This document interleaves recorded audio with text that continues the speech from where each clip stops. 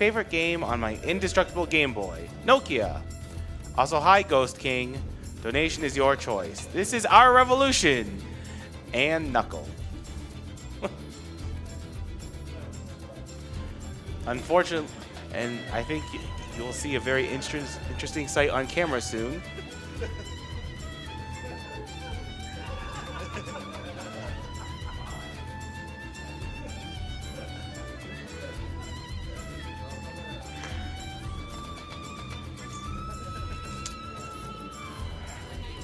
Now, like the previous years, RPG Limit Break is proud to once again be partnering with the Yeti. There are 8 incredible t-shirts. Head over to theyeti.com/RPG Limit Break to take a look at the designs. Pick up the ones you want, and $4 from every t-shirt purchased will be donated to NAMI. Remember, Yeti is spelled Y-E-T-E-E. theyeti.com/RPGLB.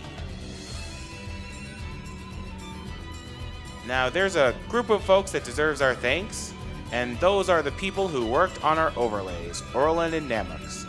They can be found on Twitter at Orlen, OUROLEN, and at Namux, NAMUX_.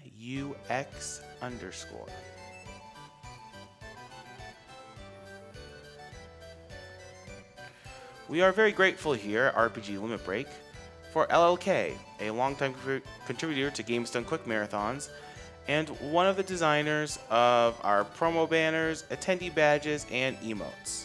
Check out her work at jazaaboo.com. JAZAABOO.com.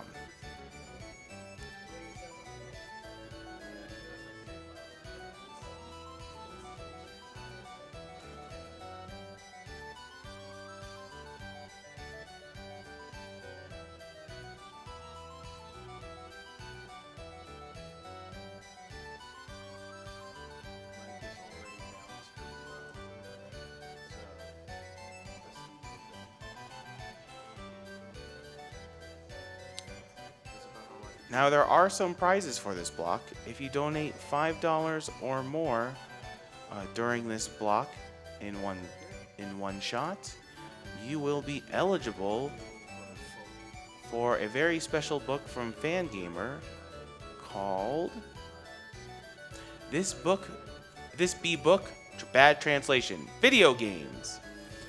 That is a $5 donation or more. We'll get you in there. And then there's the beautiful Chaos Dunk pillowcase from Shala Kitty, and a donation of $10 or more in one shot will make you eligible for the pillowcase. And yes, that is the famed Chaos Dunk from the canon game Barkley, Shut Up and Jam Gaiden. We also have a grand prize, a Nintendo Switch with Disgaea 5 and Xenoblade Chronicles 2. It is a $75 bid to be entered in for this grand prize, but it doesn't have to be all in one shot. It is cumulative over the marathon.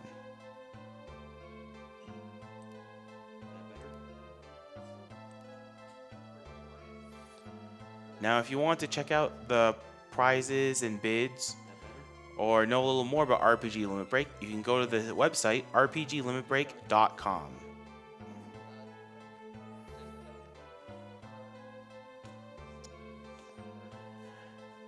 And we're here supporting NAMI, the National Alliance of Mental Illness, the nation's largest grassroots mental health organization, whose work is focused around 3 pillars: education, support, awareness, and advocacy. And let me tell you about how one of these pillars works. Awareness.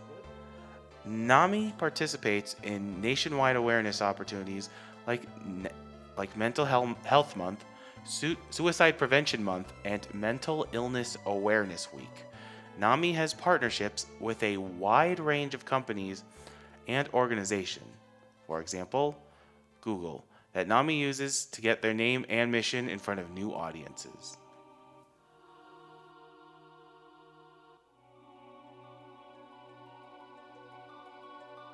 And now, Breath of Death 7, The Beginning, with GhostKing.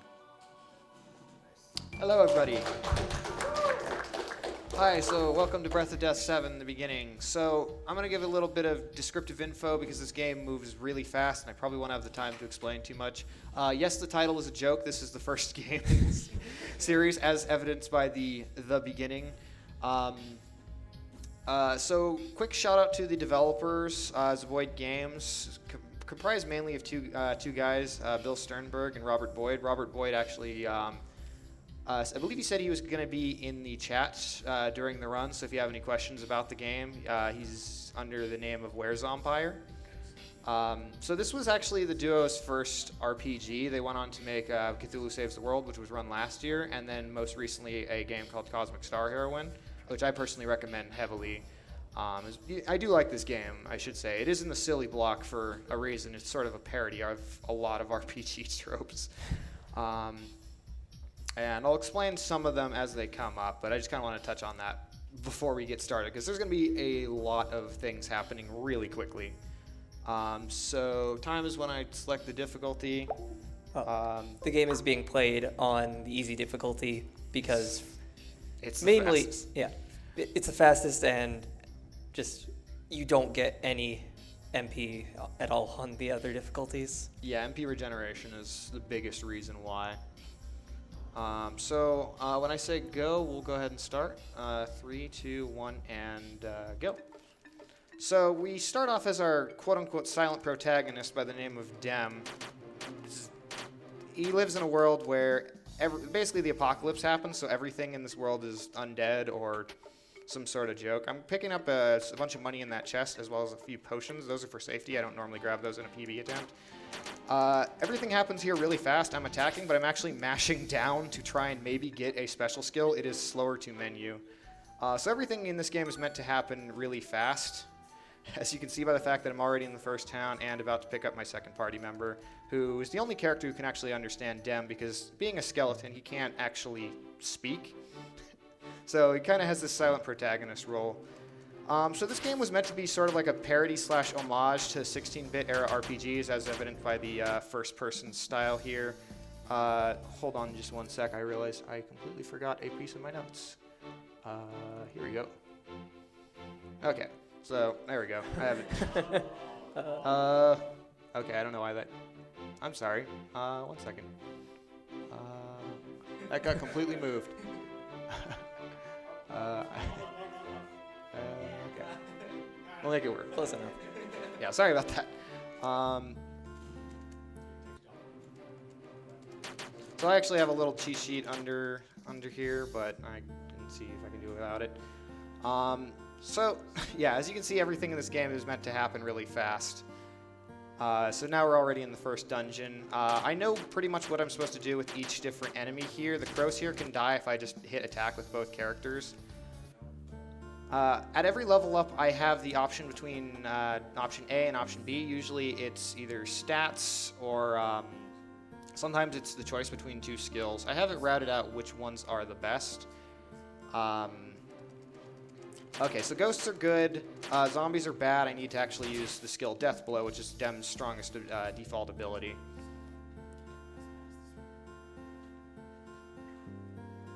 So go ahead and do a quick roll call here, because we haven't got to that yet. True. I am GhostKing, and behind me is... And I'm Delphi. So quickly going over it again, the level up options that he chooses are routed primarily so that he only has to go down and choose the B option if it is better, and only if it saves time.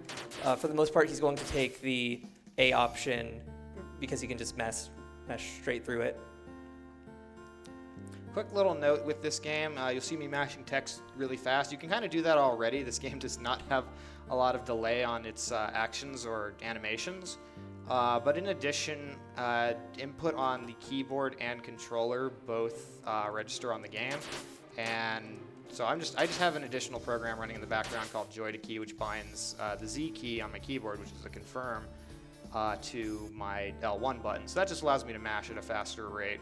Pretty much we decided that there was no reason to ban such a thing because there was no way to enforce are they, mashing on the keyboard and the controller? Because it reads input from both. Made a little bit of a misplay here. So, Duffy, you want to go into Unite skills? Yeah, so Unite skills are powerful abilities that use multiple characters, and for the most part, they do some kind of AoE damage or some kind of buff. In this case, Dem and Sarah have a Unite skill called Fire and Ice that allows them to do AoE damage that ignores defense. So that was the first boss, Reaper. Utterly destroyed. Yeah, strat for that one is just you use Death Blow on Dem and pray that you don't get your MP drained. Oh, wow, an encounter here? Okay. I'm going to heal in the next town, so it's worth it to escape there. At some point during that dungeon, Sarah learned the escape ability. There's no default way to escape encounters, so it costs 30 MP, and that's the only way to run away. Yeah, at level 8, she has two options. One is a low MP escape, which has a 60% chance of escaping, or a high MP one, which she has a 100% chance of escaping. I want the 100%, partly for the guarantee, and partly because by the time I get to the point where I'm going to be running away from every battle, like up until then, I need levels. So I just picked up a vampire character named Lita. Yeah, the character art in this game is a little retro style. And you pick up party members just kind of along the way. So these enemies here, every enemy in this area is super weak to this ability called Bone Storm, which is the Unite skill between Dem and the character I just picked up. And it just kills almost everything here except for an enemy called a Ghost Car. Okay. Yeah. So everything in this game is just, yeah. Yeah, so I guess in the story so far, Sarah's kind of an archaeologist ghost that's really interested in ancient relics. And Lita is a technophile vampire who just really wants to take apart and just look at all of the zombie car things. I don't know. The story for this game doesn't make any sense. It's not really supposed to either. So, okay, I don't want that one. So I kind of spec Lita as a mage for this dungeon, but she's going to be a physical attacker for most of the game because she gets one of the strongest abilities for consistent damage late game. Every character I'm sort of min-maxing what they do with my level ups. Usually I want damage. For Sarah, I want MP and speed, or agility, because that allows her to run away from battles fastest. And having higher agility means she's higher up in the turn order, which means that she gets to just run away sooner so I don't have to sit through enemy attack animations. Because you hear that little slash sound effect, and there's a brief little delay. Like, that does add up over the course of this run. So that little white circle that Ghost walked into, that wasn't actually a save point because you can save anywhere. That was just an MP restore. It also just brings up a prompt that reminds you to save because those tend to be either at the midpoints of dungeons or near a boss fight. Yeah, so I could be running away from these fights, but I actually don't get a restore point until the end of the next dungeon, so I want to be a little bit conservative on my MP. One more mechanic that we never really brought up, but was kind of used in the Reaper fight, is combo. In the upper right-hand corner, there's a combo counter, and essentially just as you hit monsters, it builds up the combo, and moves that have combo boost get bonus damage, and moves that have combo break deplete the counter. The strat here was Ghost just spams zap on Lita on the center guy because if you go after the two cars, he'll just respawn them. Let's see. Yeah, so now we're going through the water caves. A lot of these dungeons are kind of obligatory RPG dungeons. They're sort of meant to be that way. In fact, there's a dungeon later on in the game called Obligatory Sewer Dungeon. That is its actual name. Yeah. And it's kind of in the middle of a completely different scenario, so it's just thrown in there. And the game even includes a little quip that says, rule 14 of RPGs is every RPG must have a sewer dungeon. Yeah, there's a lot of like little references and parodies. For anyone who might be watching this thinking, like, you know, what exactly is this game? It was an Xbox Live indie arcade game made in XNA pretty early on in the Xbox Live indie arcades scene. So yeah, if you're thinking this looks like an RPG Maker game, it was actually made in a software which is used for, it's actually not really used for RPGs that much. In fact, there's still some games that use some parts of the software, like the game that 2018 game Celeste used a little bit in its coding. But it's a software that was basically used early on in the, mainly used for the indie game scene on the Xbox Live Arcade. Fun fact: this game was released for $1 on that store, and because of that, it actually sold pretty well on the Xbox Live Arcade. Because a lot of people just downloaded the demo and they're like, well, it's just $1. That doesn't set me back hardly anything at all. Yeah, I can't really be running away from too many encounters here. My goal here is to burn through all of Dem's MP with Bone Storm, because most enemies here will die in 2 turns. And then after that, I just run away from everything until I get to the next save point. But there's going to be, I'm going to go taking a detour here to pick up a weapon for Lita, which is going to be her, oh no, it's in the next screen. But it's going to be her strongest weapon for the entirety of the game. But since we're at just a lot of movement here, you can go ahead and read some donations, Mike. Sure thing.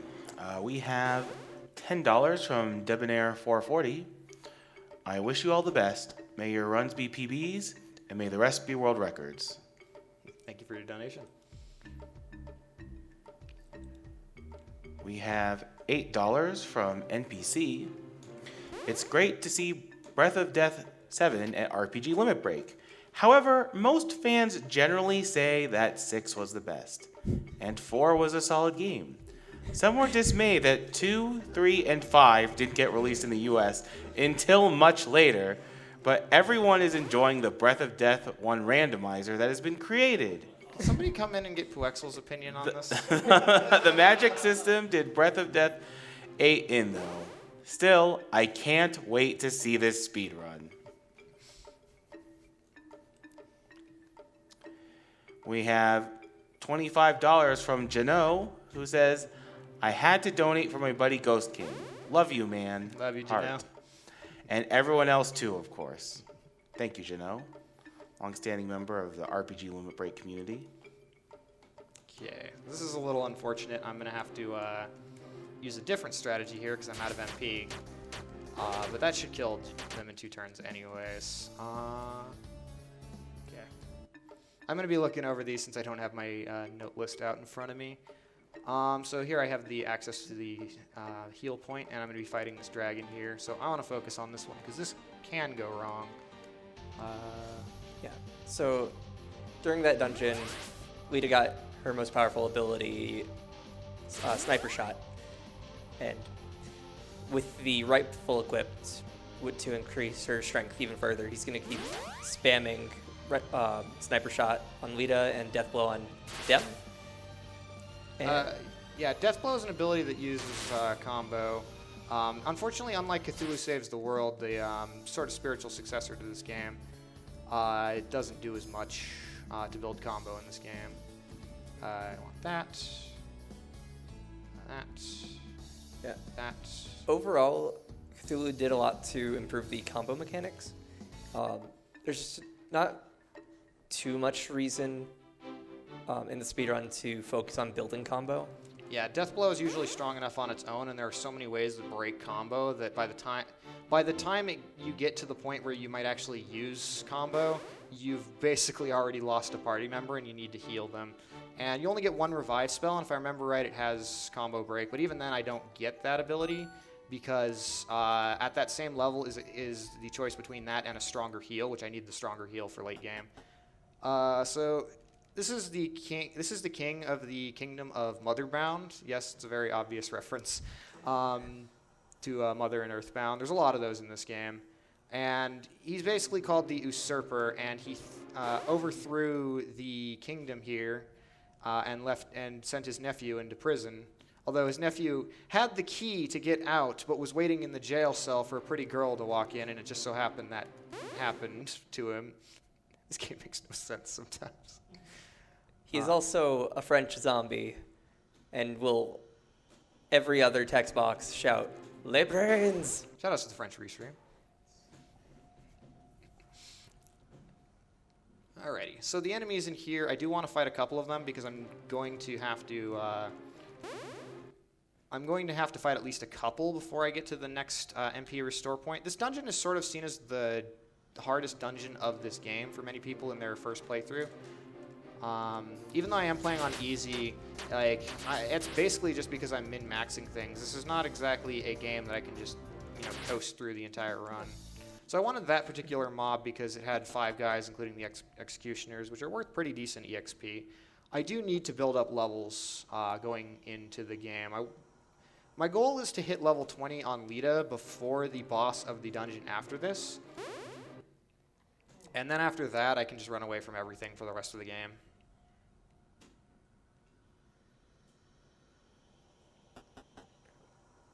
Okay. We got time for another donation, by the way. Sure thing. We have $20 from All-in-One Mighty. Yo, All-in-One Mighty. Super happy to see this game speedrun by GhostKing. Shoutouts to you, buddy, and good luck on the run. Thank you so much. I don't have MP on her. These knights look deceptive. These knights are deceptively strong.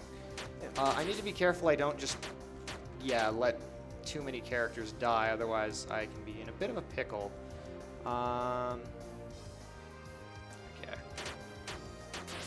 Okay, should be good. Yeah. As you can see, I came fairly close there to dying. I do have some backup saves. I mostly walk over those save points to heal, but I'll probably just make a quick little safety save just in case, because the next boss can be a little tricky. Fortunately, after every single fight, you get your health fully restored. Yeah, but that's assuming you didn't escape, which is kind of the caveat to that. Yeah.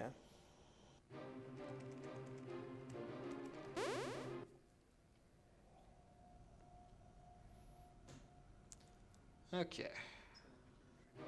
By the way, so I mentioned that this was this developer's first RPG. Rather interestingly, they posted sort of the budget for this game. It was approximately $200, and it made well more than that. Now, admittedly, they did put a lot of man hours into the game, but most of that went towards licensing the music, which was on like an indie game licensing website.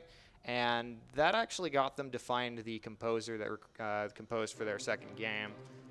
As silly as this game is, there's definitely some little hints of just the developers having played a lot of RPGs in their lifetime and showing a bit of the passion they had for the genre.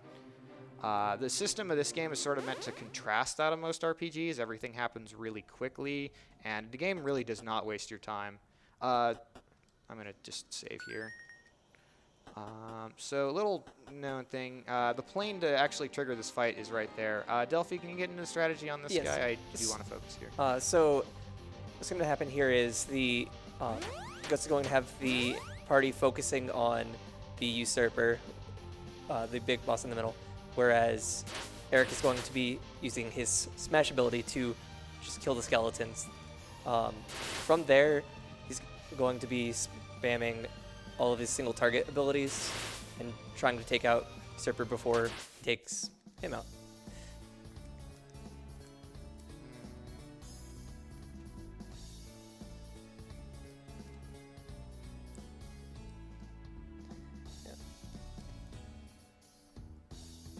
Okay, just kind of being careful here so they don't have my notes up. 39. Okay, so the story behind the king there actually is he usurped the throne from Eric when it turns out he's actually not a bad leader, and if he asked really nicely, he could have had the position anyway because Eric didn't particularly want it. Am I actually low on gold? That's kind of bad. Okay. In the menu, there's this fight button to just summon a random encounter whenever you want.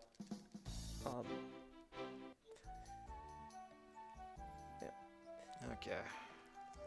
There's also a system in the game Oh, where yeah, okay, I'm not gonna bother. Yeah. It's not too big a deal. there's also a system in the game where if you're going through casually, you can actually run parts of dungeons out of encounters. Just the enemies get too scared of you. Yeah, so right there you actually saw 2 caves. If you try and go to the northwest cave, there's just a note there that says, no sequence breaking. It's like, they didn't even really try to, like, hide that behind some plot thing. It basically just says, yeah, go find some crystals or something before we let you proceed. That's kind of just like a reference at how many RPGs will just kind of roadblock you for ways that might not even make sense.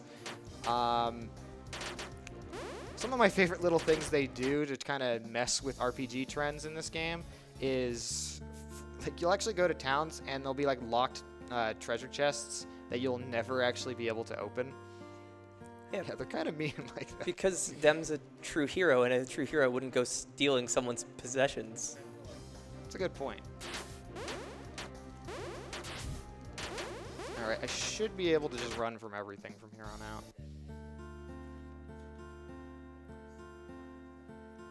So I have most of these dungeons pretty much routed out. The pathway that I do go is the fastest. Also, welcome to Undeath Mountain. Totally original, do not steal. I just got that, actually.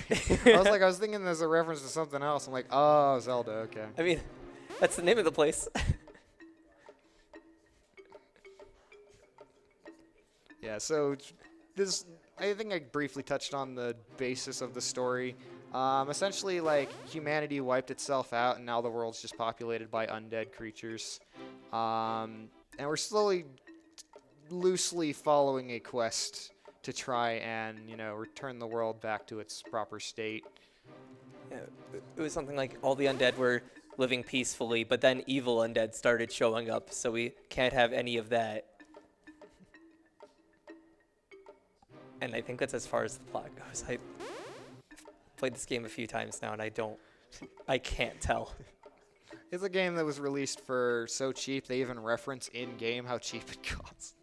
So this area is known as the Ruins of Langsong. I actually reached out to the developer and asked what it was a reference to, and because I had never actually, I'd heard of Langrisser, but never actually. I should just be able to attack here. I'd heard of Langrisser, but I didn't know that it was localized as War Song. So it's a reference to Langrisser, which was localized as War Song. Okay, I just realized my party member is dead there. Not used to some of these things here. Yeah, so I routed this game out largely by myself and then a couple other people. And then looked at some other existing routes and sort of merged them with my own. A lot of this was pretty fun to route out. It kind of came about because I ran the sequel, Cthulhu Saves the World, well, successor, more accurate, and I thought about, like, what can I apply from, my time with this very similar game to, the game that came before it, and kind of just like beat the last record, which was like 35 minutes by like 3 minutes within like 5 days. Like, not to even brag about that. That's not really what matters. It's just more like, I feel like I really enjoy this game because I was able to, take some experience from another game and just put it towards, towards this one. And really work to optimize it. So right there, that level that Lita got was the very important one. He got a passive called Mech Killer, which allows Lita to do plus 50% damage to anything mechanical. And that's important because the boss of this area is mechanical and also a giant jerk. What? Oh. My PS3 controller is a little finicky, so sometimes I may have to replug it in. This started happening not too long ago, so Yeah, I might waste a second having to replug my controller in. Not much I can do about that because I'm very used to this controller. Not this way. No, that is the right way. I had movement notes, but I did not. I accidentally did not put them on the USB drive. But yeah, I know most of these places in and out. So I really want to focus on enemies when there's not the cars or the little dragons. These guys are usually not too much of a hassle to deal with, and it means I don't have to use as much MP. There's a few alternate routes through many of these areas, thankfully. I'm just going to escape. I'm used to tapping up there, so I end up accidentally hitting heal wave a couple times. So here's the obligatory sewer dungeon. There's some pretty mean enemies in here, but I have enough MP that I should be able to run away from all of them. I should only get 3 encounters here. Yeah. As much as this is a goofy, silly type of parody game, a lot of the work that sort of went into it was just kind of theory that you can apply for routing many RPGs. It's also nice that this game is really short.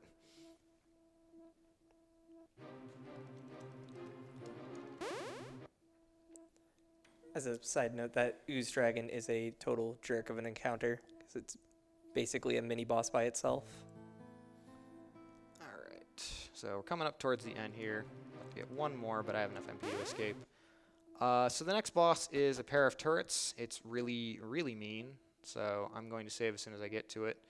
It's guarding these crystals, sort of a Final Fantasy reference. They don't really do anything. Save here. Okay, so this fight's a little particular. So I can actually stack buffs given by this ability that I've been using called Battle Cry. And I want you on heal duty. And then Delphi, can you explain Scorned Love? Yeah, so Scorned Love and Relic are both buff Unite skills. They give one party member plus 100% attack, which then combined with the 2 stacks of Battle Cry, that, assuming that the buffs are additive, that's plus 200% attack, which then Ooh, that's bad. allows you, goes to... I may actually die here. Alright, we'll load up the save. There's a reason I saved here. Okay. Battle Cry. This boss has a move that, after several turns, will just deal boatloads of damage to the entire party. Oh, one thing that we didn't mention. Every round of combat, all enemies gain plus 10% damage on all of their attacks. So it heavily discourages turtling and just healing through damage, which bosses like this that have very large amounts of AoE damage, it can get pretty dicey pretty fast if you can't burst down one of the 2 turrets. Take quite a bit of damage here. Heal wave. Okay.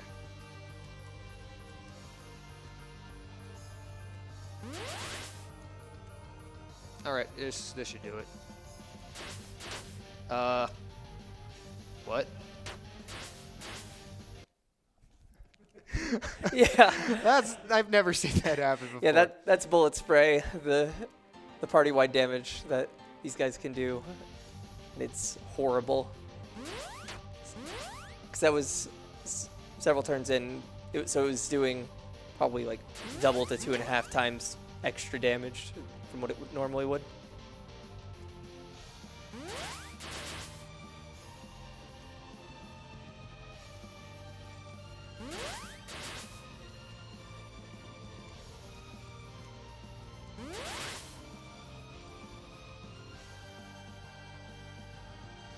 Who would have thought an RPG I bought for 22 cents on the sale would have caused me to focus this much? Oh, that's right. There we go. Finally. There we go.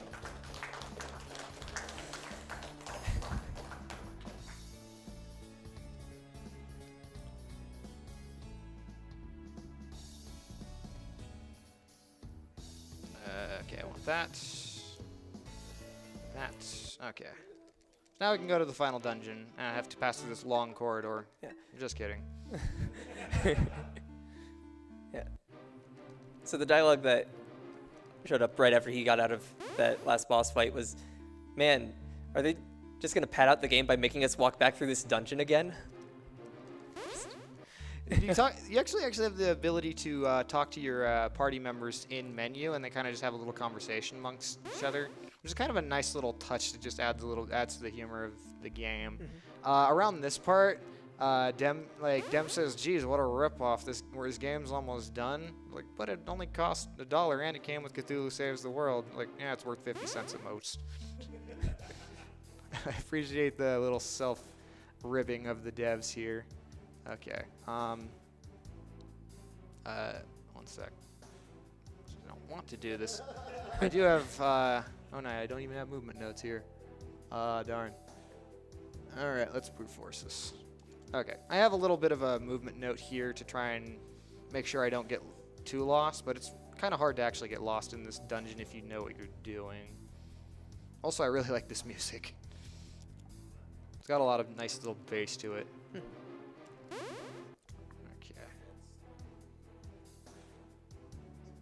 If you got time for donations. Okay. We have $20 from Vitoris, who says, "This block has been amazing. Panzer Dave, Gyre, Rivers McGowan, Railcoon, Pink Pajamas, you all killed it. Good luck to you, Ghost King, and good luck to Pasama as well. Donation to Runner's Choice." Thanks, Vitoris. We have $10 from PX Makaya, who says, $200 budget, still less than the Demon Rush. Which, fun fact, Oh, no. had a $1,500 budget, and Oh, a no. majority of that was used for a music program. And you would not believe it if you look up the Demon Rush OST on YouTube. Mike, I think you know more about this than me. We have $25 from Collis, who says, "Good luck on the run, Ghost King." Thanks, Gallus. And we have $15 from Nifty for the glory of Akutalian and grand battles of unreadable speed.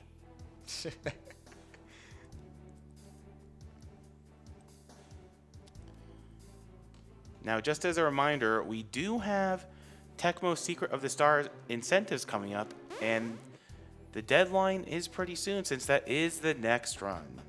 All right, so the next boss is coming up here. Might as well safety save. I think I have a backup just in case, but anyway, so it's imposters of my party here. I take a different approach to this fight than I would to most of my fights. Yeah, it's this fight is just really goofy. Yeah, I need to kill Evil Sarah as fast as possible because she has the healing abilities. All right, so this is where I'm gonna start using. Okay, close to dead. Potion. Yeah. Delph, you mind Yeah. explaining the purpose of potion? Yeah, so potions are the only consumable item in this game. They are a 100% heal and revive, and I believe they cure statuses.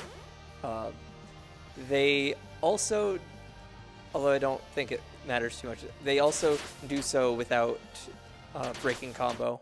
Yeah, it matters a little. But yeah, they're just really useful, which is why I picked the bunch earlier for safety. I don't actually use this ability. That.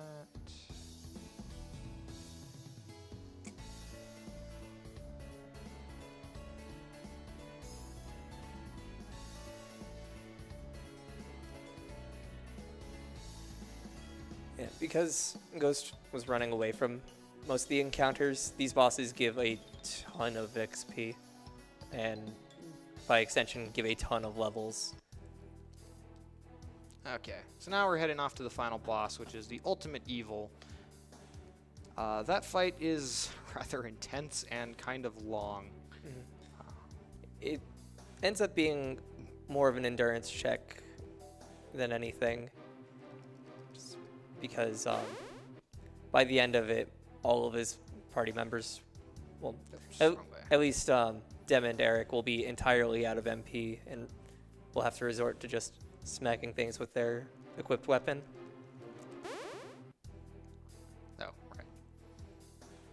All these corridors look the same. Yeah.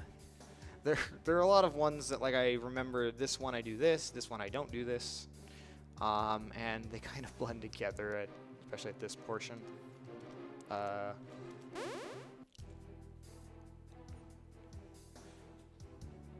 Yeah, so this one is the one that I want to turn immediately. Yeah, normally I have a little bit of a movement notes for this particular section, but again, I didn't realize initially that I had not actually put that on my flash drive, so I had to quickly come up with notes before the run, because I did just kind of get here not too long ago. Been a killer event so far.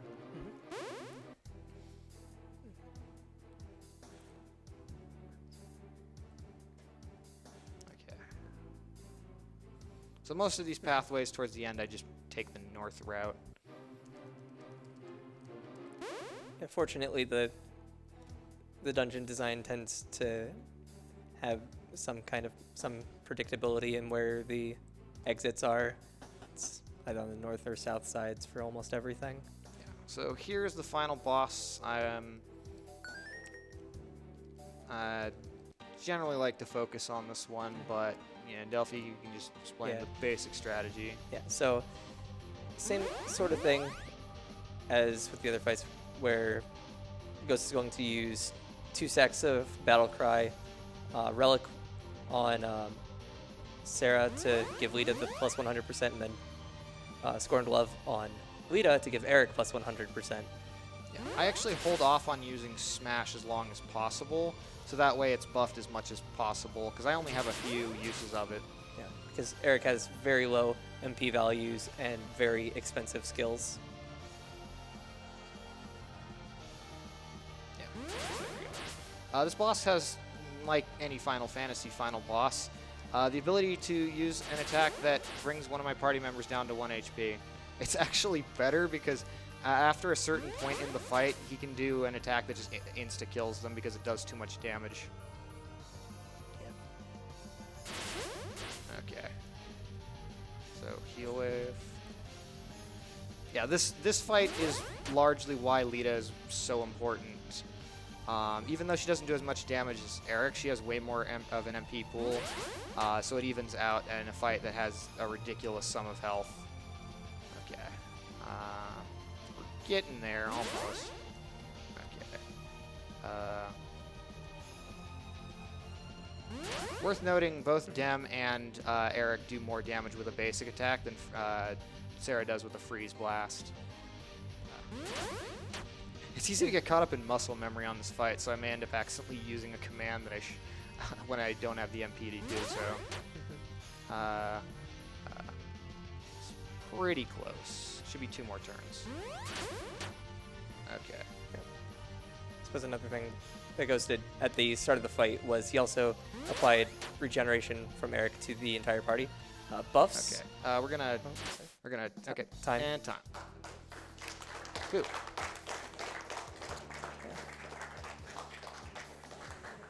Alrighty. Just to explain the story, so we saved the world, now it's going to revert back to its previous state, but our heroes are going to heroes are going to sort of fade. So as Eric's last wish, he finally asks Lita out one last time. She says, "I'll think about it." It's like, it's close enough. Le brains. Yep. And so our character finally talks with a voice, because, power of RPGs.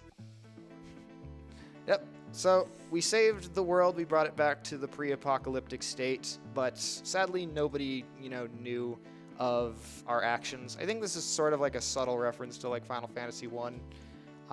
But yeah. Farewell, brave heroes. May you receive the eternal rest you so richly deserve. Congratulations, you've beaten the game. There's a lot of just little homages in this game. It's definitely worth a play. On Steam sale, this game and Cthulhu Saves the World go for 99 cents. The developer also made another fantastic game, which I think is one of the best indie RPGs of last year in Cosmic Star Heroine. Right up there with games like Shadows of Adam, which Dill Wolf ran on Sunday. So yeah, this game also has a score attack mode. I don't know how that works for an RPG. I haven't actually touched it, but it sounds funny when you explain it. It's something like you go into all of the boss fights under leveled, and it scores you based on how many turns it takes. All right, so we're coming up on the last run, the longest run of the silly weird games block. Thank you very much for watching me. I'm gonna be back tomorrow with Custom Robo. So hope to see you all then. In the meantime, I'm gonna send it over to the tech crew and get set up for Tecmo Secret of the Stars.